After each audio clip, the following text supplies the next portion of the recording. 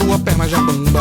Vem samba, você duvidava. Fico sentado na roda de samba, fico parado, a perna já bamba. Vem samba.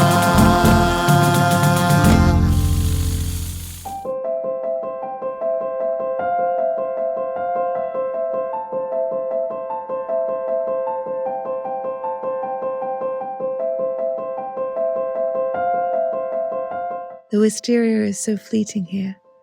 Just a few weeks of a lilac dream, and like confetti after some festa da favola, petals fall on wicker, stone and soil. It's funny how much pleasure the simple sight of petals piled on this chair gives me each morning. We have friends coming to stay soon, and I really should be sweeping this all up, but somehow I can't let go just yet. Recently, another simple moment of my day that leaves me feeling profoundly grateful is our post-dinner walk.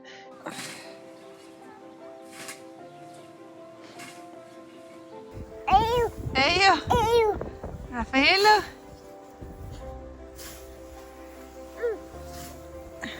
The evenings are longer now, and after dinner outside, we've fallen into this ritual of cutting grass with a scythe, which feels very traditional. The hill is too difficult for the lawnmower and the strimmer is too heavy.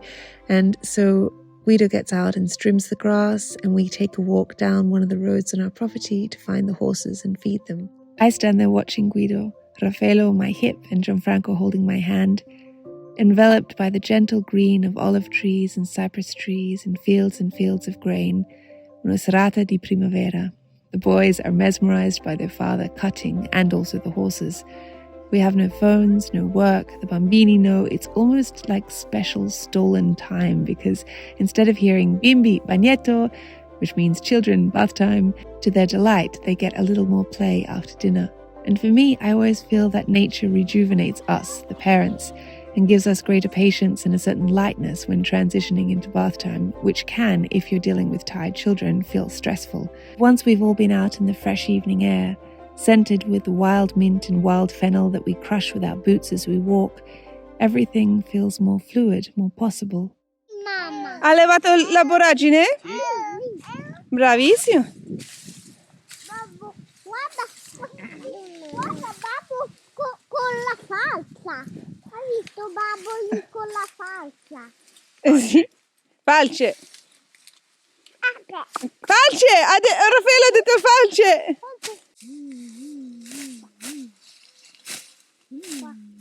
Guarda che caglia babbo. Now can see the little pole back, mama. Yeah, we can.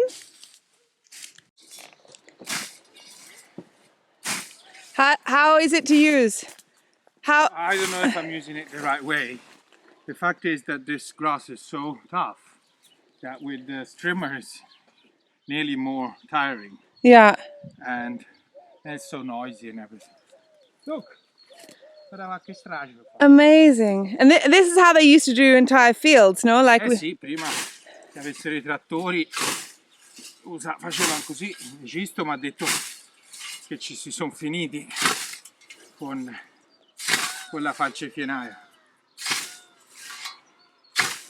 Come sono gli addominali dopo? Il problema è che è solo da una parte. Ah sì.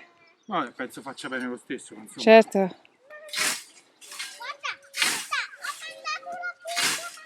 Oh, bravo amore! Oh, ciao amore! Oh, te che mangi? You did it! Bravo! Sometimes I think the best part of my life here isn't necessarily that we live in Italy, but that we live in the countryside. At least, it suits my daily desires in this chapter of my life. That said, on the weekend, we went with my parents to a nearby village on the sea, and the pastel-coloured palazzi always make me say, ah, yes, I do live in Italy. This mustn't be taken for granted.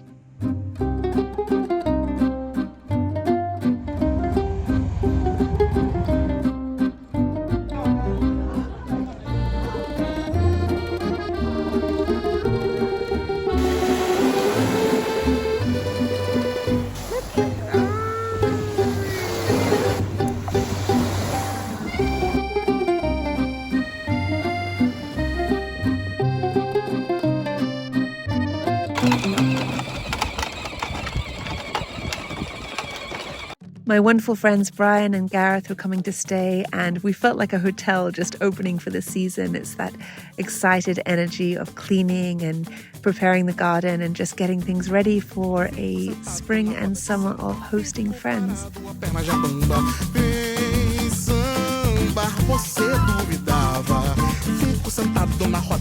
How long has it been since we built this pool? Do you remember? I think I was pregnant with Gianfranco, so at least 3 years. And we still hadn't gotten around to buying sunbeds. Here they come! We discussed so many types, made of bamboo, made of teak, made of wrought iron, and we looked at so many options, and then on a whim I just thought, basta. We're not going to have another summer on these makeshift beds that are deteriorating in the weather because they're made of wood. So I ordered these ones purely because they seemed elegant and will withstand rain or wind, because our pool season is really late March to late October.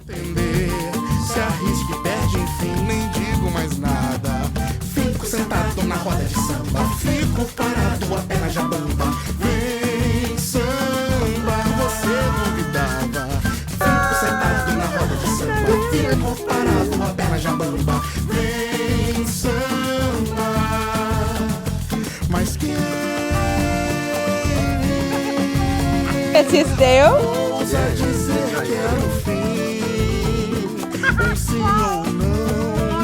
Talvez perdão.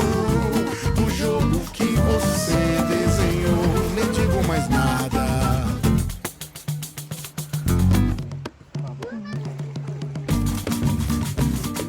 Solta essa mão, menino. Vem, vem, vem, vem, vem, vem.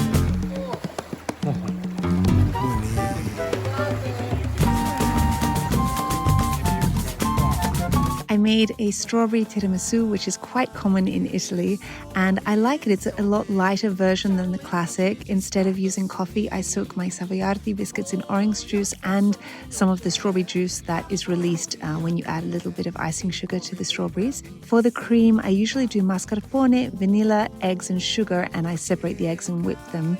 But I wanted to pasteurize the eggs, so I made a pastry cream instead and then folded that into the mascarpone and vanilla and orange zest. It was very light, very delicious, but I have to say I made this just a week or so ago and it was incredible because we ate it the day I made it. And while normal tiramisu is better the day after, this version I think is best served the day that it is made.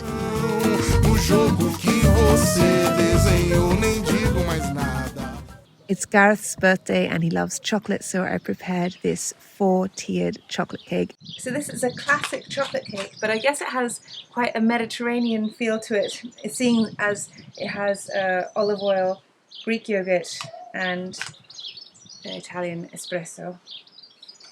And it has just been such a highly requested cake in our family ever since I think I sort of came up with it during COVID, during lockdown, and then some of you may remember the video, the poetry of chocolate cake, I think I called it, and since then we had it for so many big birthdays. But I just prefer to, if you have them, have 2 pans. These are even tart pans, but they'll do fine because then at least I can stack them on top and I don't have to worry about the precision of cutting a cake in half, which you can do, but it just sort of can create problems. If the crumb is very tender, it's a bit risky, so this makes things easier.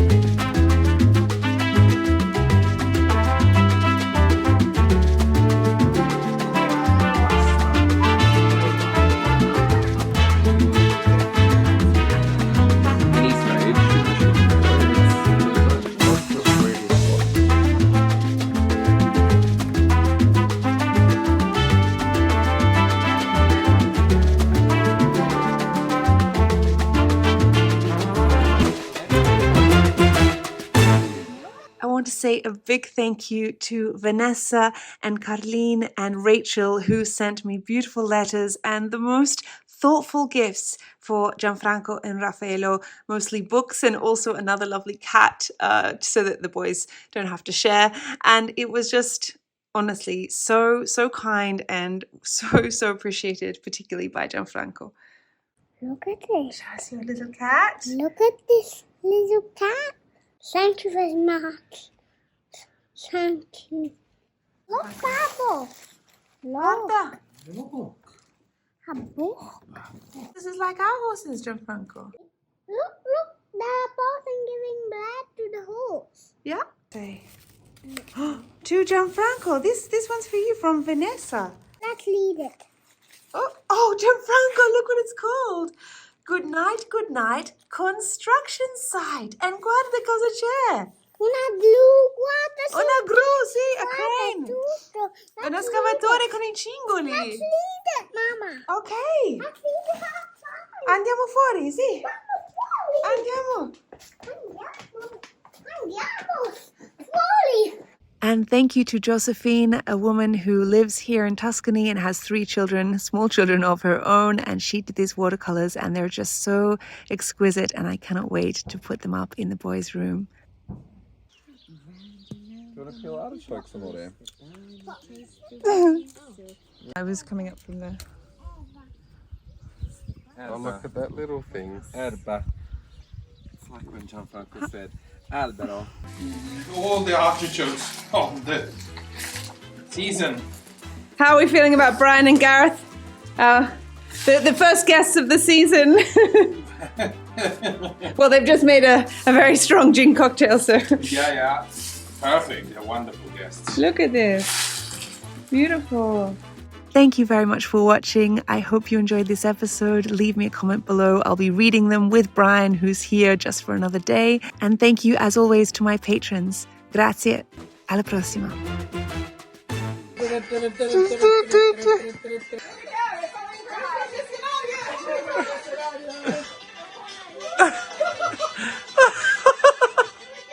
I'm behind.